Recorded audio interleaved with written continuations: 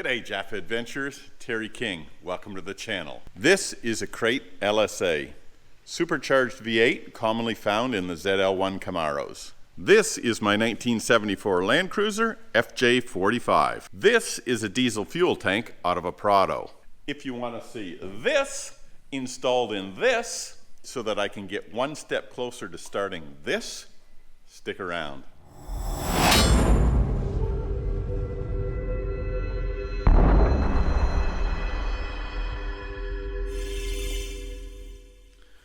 Now, because I don't know the history of this tank at all, I'm going to pull out these units here to have a look inside and see what I'm dealing with. Now, let's freeze the video here for just one sec. This is out of a 2008 Prado, also called a Landcruiser 120, and that series ran from 2003 to 2009. Now, back to the show. I've labeled these. So that's the fill, and that's 35 mil. That's the vent tube, and that's 15 mil. That is a tub off of a 79 Series Landcruiser. And the fuel fill point is on the right-hand side, the driver's side in Australia.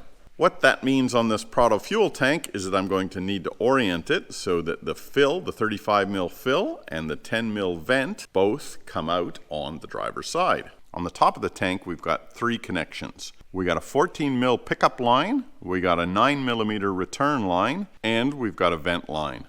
Now, unfortunately, some hack has chopped off the connector for my fuel gauge, so I will have to deal with that at some point in time.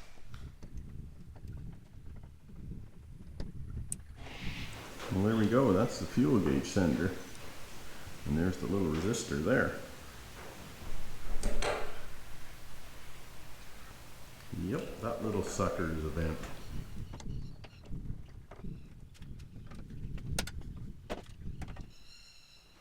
That's it. Big one's pickup, little one's return. Now, what's this sucker look like inside? Wow, that is a clean tank. No dirt or crud in there at all. Awesome. That's a 10 out of 10. And just clean the tank off with a gurney. Now I'll just dry them off. Now I'm just going to hit the underside of the tank with this body deadener because it's got a few scratches on it where it's been dragged along the ground. Pretty minimal, but anyway, I got the stuff on the shelf, why not use it?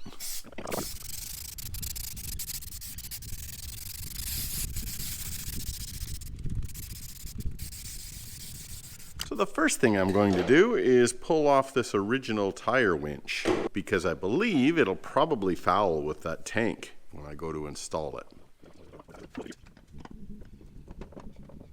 And there we have it, one winch removed.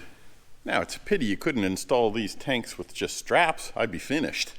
But seriously, there's a couple of issues with the placement of it right now. First of all, these filler lines impact the chassis. Second of all, the shackles are interfering with the corner of the tank. So what that means is that tank is going to have to come up and shift to the back, and it basically cannot come up anymore because it's fouling with this cross member. That sucker's got to go. I'll grind these rivets off, take that cross member out, lift the tank up and shift it back and see how we're sitting.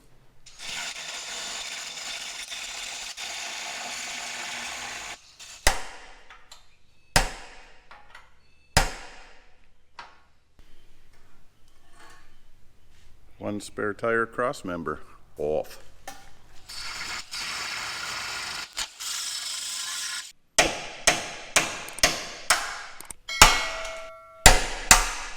Boy, those were feisty little bloody rivets to get out. Anyway, they're out. That cross member's out of the road. If I don't end up using these two holes for another cross member that I fabricate, I'll put some grade 8 bolts through there because obviously that's a bracket that holds this whole thing together.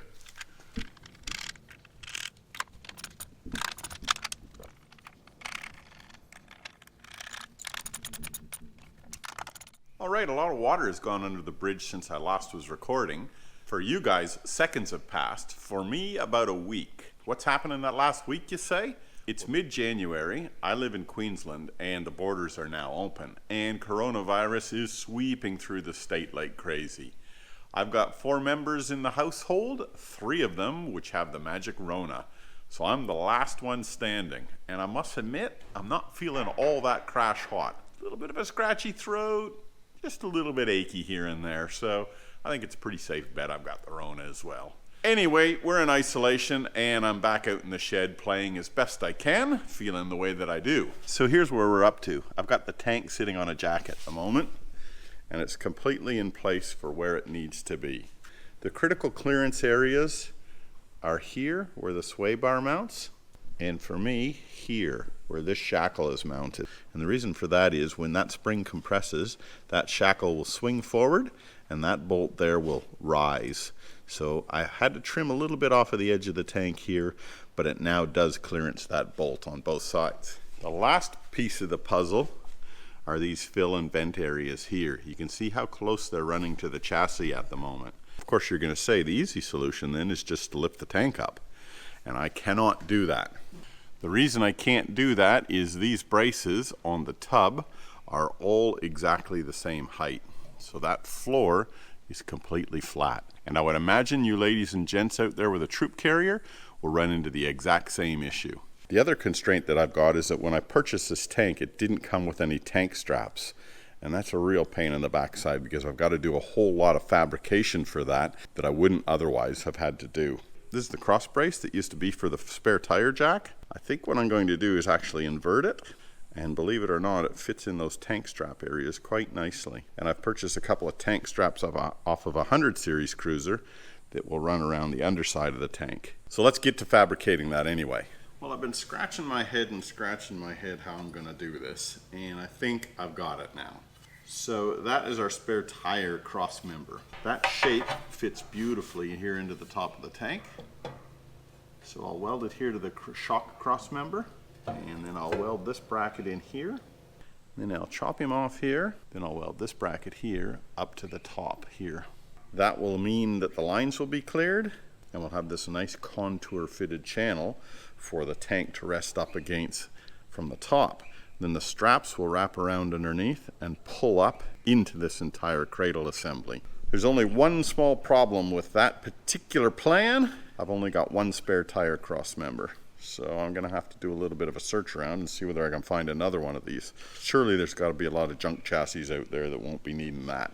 The other realization that I've come to is I'm going to have to run this tank almost flush with the top of the chassis rail. And the reason for that is it's just going to interfere with the bottom of that tray, as I pointed out earlier. So what that means is this vent and this 35mm fill, if they were to go straight out, would interfere with the chassis. So I'll end up taking this plate out, and I think I'll modify that and put a couple of bends in here so that it allows it to clear the chassis. Now, time to clean up this cross brace so that I can weld in this cross brace.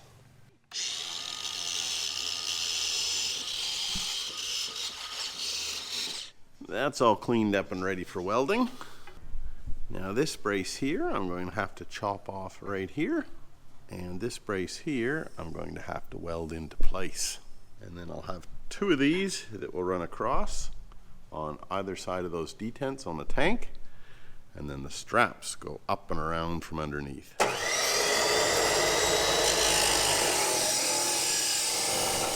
Yeah, there's our brace in place.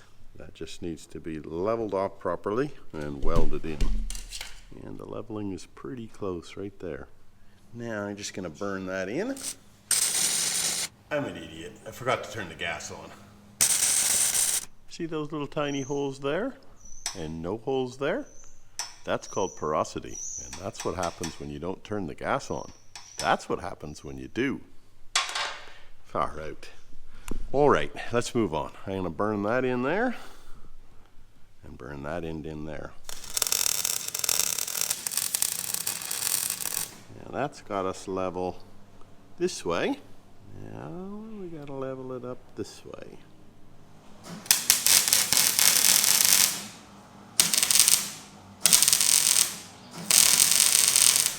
That's got it leveled up front to back. Now I'll just leave that tacked in for the time being and we'll move on to the strap. Now I've got the tank sitting in there just with some straps holding it up at the moment. This side's tacked in place, that side is not. But I wanted to get a feel for how the tank looked from the underside. It's pretty bloody good. It doesn't hang very low at all, which is awesome. Hasn't impacted the departure angle of the vehicle at all. So I'm pretty happy with that. I'll continue. Here are the tank straps that I'm going to use. They're out of a 100 series cruiser. Like I said earlier, I wish I would have had the actual Prado straps, but they didn't come with my tank. So these 100 series will work. I just had to modify them a little bit. On this particular end, I had to chop about 20 mil out of that end. So now they're equal length completely. And over on this end here, just gonna have to chop this one off a little bit and probably take out about 100 mil or so and shift that down so that that bracket, angled bracket there, is equidistant with this one. So if I weld that on there, like so, and bend those two bends in it, it's going to be about the length that I'm after. Lovely. Did you notice anything when I was welding that up? Yes, that's right. I welded it like that. Far out, I'm an idiot sometimes. So I've had to chop that weld off, and now I'll weld it back on the way that it's meant to be. And then when I'm finished that, I'm leaving the shed because shit's going wrong and I know when to bring up the white flag. Okay, fast forward 10 minutes and through the magic of magic editing, there we have it now. Two straps, the same length, same angles. Perfect. Time to close the shed door, head into the house, have a beer. Bye now. Well, you wouldn't believe it, but after a couple of weeks trying to get one of these cross members, I just cannot find one. And of course, when this video comes out, there's going to be a million people that'll say, hey, I've got one, I've got one. But anyway, the time is now. So what I'm going to do is I'm actually going to try and fabricate this thing. I probably only need another 200 mil or so, but this is just too short for my application at the moment. So I'm going to start by cutting off some of this flat bar to use in the base of this channel. Well, after a bucket ton of cutting and grinding, here's what I've got. All these bits and pieces that will go into extending this bracket. Now, I'm sure there's going to be people screaming at the screen saying, hey, Terry, you should have just asked me. I've got one. I actually did reach out on Facebook on a couple of the 40 series groups and no luck. So here's where I am, fabricating my own.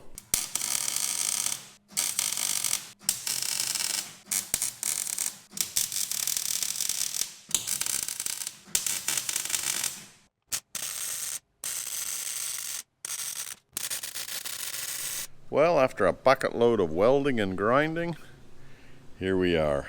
Cross member finished. Let's go install this sucker. Clean this up so we can weld to it. Cleaned all up, let's tacky in place.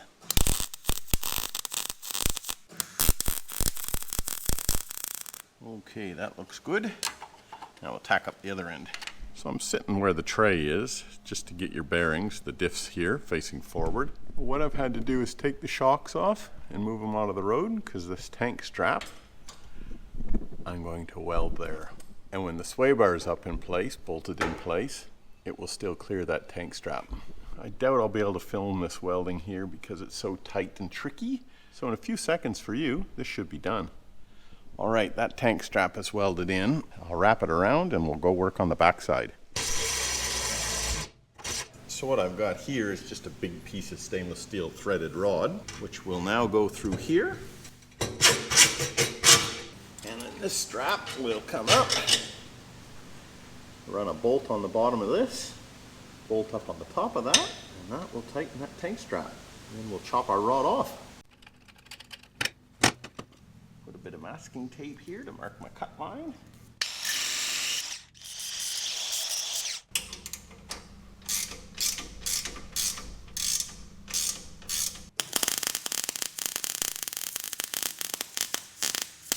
That'll hold it in place.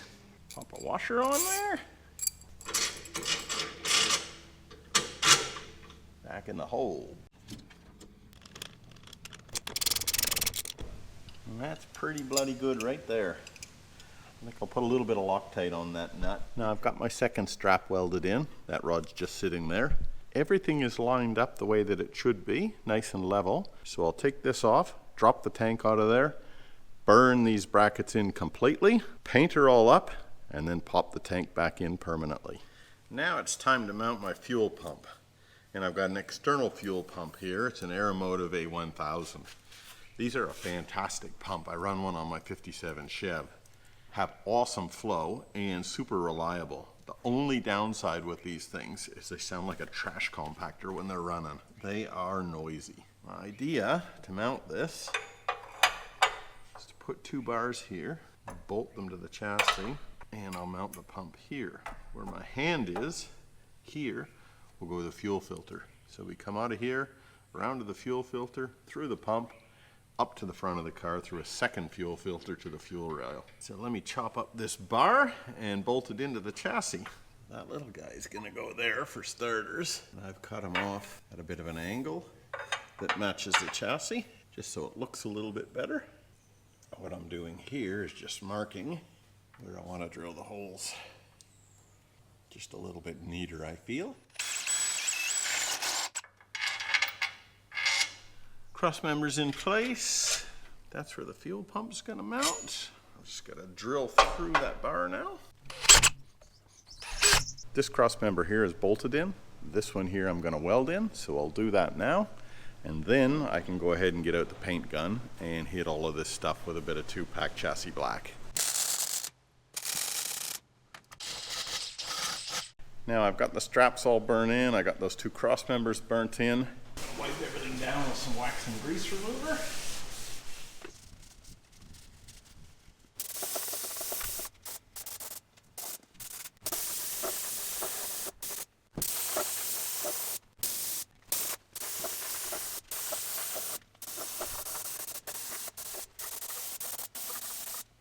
All that bracketry is now painted up, and I am ready to scooch the tank in there permanently.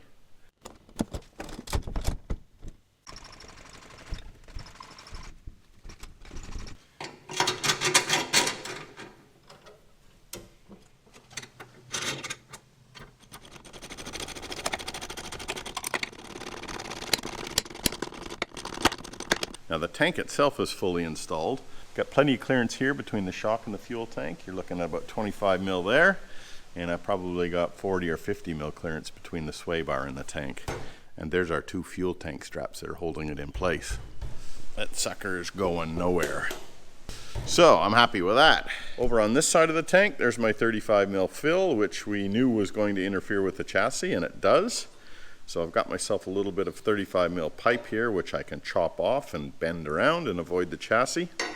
Not going to do that yet, however, because I want to get the tub on here and I want to make sure that auto lines up with the fill neck on the tub. Now moving on to the final part of this build, being the plumbing from the fuel tank up to the engine. All right, let's throw this puppy together. Now the fuel pump parks there, and that fuel filter will screw onto there, and that fuel line will screw onto there. Now, I will bolt this fuel pump in place for starters.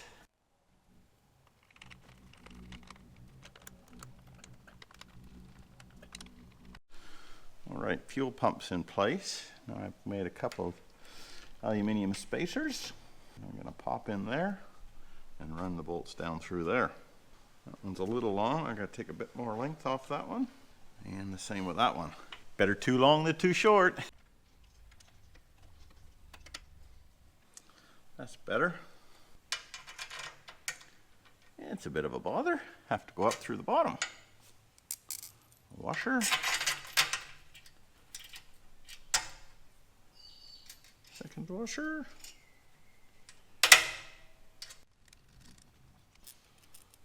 Washer. Up through the bottom. Second washer. Nut. Excellent, nice and solid. Now the last thing to do, hook up the fuel line. There we have it. Suction side done. Now it's time to work on the pressure side. Now the inlet filter is 10 micron, the outlet filter is 100 micron. And what I'm gonna do is hook that up with that bit of hose. That will screw onto the fuel pump like that, and I'll bolt that fuel filter bracket to the bottom side of this cross brace. Then from there, the fuel line runs forward to the motor. Now we'll affix this filter down with a couple of 8mm machine screws.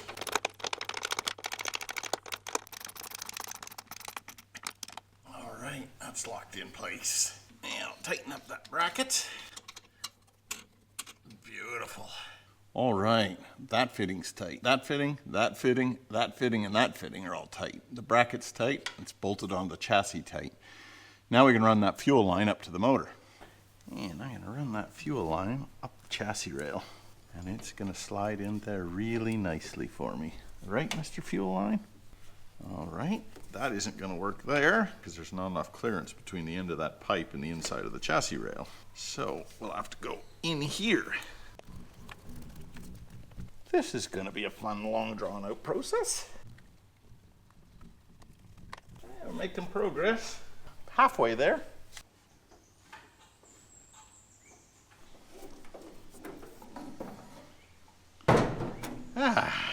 Here we go. Fuel line up to the front of the firewall. Now a couple of precautions I'm going to take to prevent this line from potentially wearing through. One, I've got some M20 hose clamps that I'm going to put on here, and I'll put a photo up on the screen. You can see what I'm talking about. They're on order. And secondly, I've got a bit of this split sheath stuff. I don't actually know what it's called. And I'm just gonna pop that onto the hose where it runs in and out of the chassis, just to prevent any potential chafing. Here we go, that'll do us. Now, believe it or not, this fuel pressure regulator fits exactly where the handbrake bracket bolts to on the firewall. So there were two studs here that were just perfect to mount the fuel pressure regulator. So thank you, Mr. Toyota engineers. I appreciate that one. Now I'll get my makeshift plugs off of each of these lines. All right, so what do we got? We got our inlet from the tank, which bolts into there. We've got our return here, which runs back into the tank. And we've got our feed here that runs into the motor itself. Now for that one, well, that simply goes there, and that hooks into the motor there. A couple of hose clamps here on the fuel rail, and we're done. All right, this feed line from the tank pops onto here. So feed line from the tank into the fuel pressure regulator. Fuel pressure regulator regulates fuel pressure, obviously. I'll be running this probably around 70 psi. That'll regulate the pressure to 70 psi, send it into the motor. And it's called a deadhead system because once this goes into the motor, it's one way. It doesn't come back out. The fuel rail on the LSA runs along here to this point, then drops down. Then you got equal lengths going back to each bank of the cylinders on each side of the motor. That fuel line clears this plastic supercharger cover as well, which is excellent. Anything that's not used by the motor and that might be above 70 psi will run through this return line back to the tank. So it's a wee bit tricky of a fit because that park brake cable, I think I might need a 45 fitting there. That's just going to interfere with that park brake. Either that or I need to shift where my fuel pressure regulator goes, but I'd rather not do that because it's sitting so nicely. Now I'm not going to be tightening up any of these fittings on here because it all has to be pulled off again for paint. But what I do like to do is put these little tags on here, and that just reminds me that these fittings aren't tight, just in case I forget and I think they are tight. Now this is called a boost referenced fuel pressure regulator, and that's really important when you've got forced induction applications. Let's say your fuel pump is delivering 70 psi to the motor. Under non-boost conditions, that means you've got 70 psi to the fuel rail and 70 psi down into each of the individual combustion chambers. However, when this supercharger is delivering full boost, let's say that's 10 psi, all of a sudden that means you've got 10 psi in the combustion chamber, which means the 70 psi that your fuel pump has been delivering has now dropped down to 60 psi. And that is all bad when you're under a maximum boost condition, because then you're talking about lean outs, and you do not want that engine running lean when you're into it. So what this fuel pressure regulator does is you run a boost line to this little port here. And as the boost increases, let's say the boost increases by 1 psi, the fuel pressure regulator will increase your fuel pressure by 1 psi. Therefore, it ensures that you continue to keep that 70 psi in the combustion chamber under all boost conditions. And that's how the magic works in that little unit. Now I'm definitely going to need a 45 on that return line because it is interfering with the handbrake assembly here. So that's cool. But the line itself I'll run back through the chassis rail, and then it plugs on here onto the return line. Well, that's pretty much got our fuel system sorted. Now I've got to move on to the exhaust. Now my plan here is to fabricate up an exhaust and to have it come out the back of the tub here with twin stacks. What I don't know is the distance that I've got between this cab and this tub. So that's my next project. Get that tub in place so that I can get an exhaust system on this thing and get it one step closer to getting fired up. That job is going to probably be quite lengthy. I've got to do a fair bit of chopping on that tub. If this sort of stuff interests you, I suggest you hit subscribe because I've got no idea when that next video on this build is going to drop. Until then, however, keep the shiny side up, everybody. We'll see you next time. Bye now.